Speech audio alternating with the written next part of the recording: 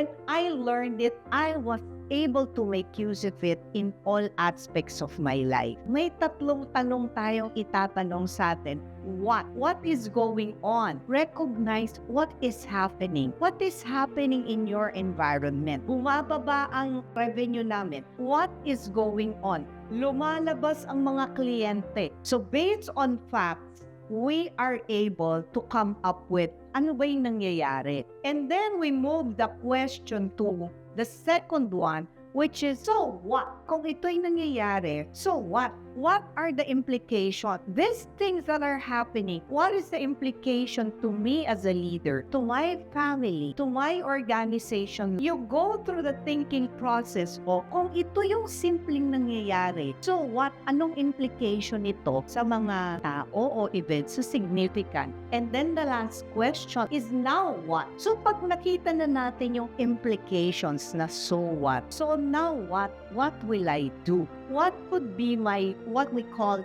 next wise action? And this is where the agile organization or the agile approach, the answer to your now what becomes your next what.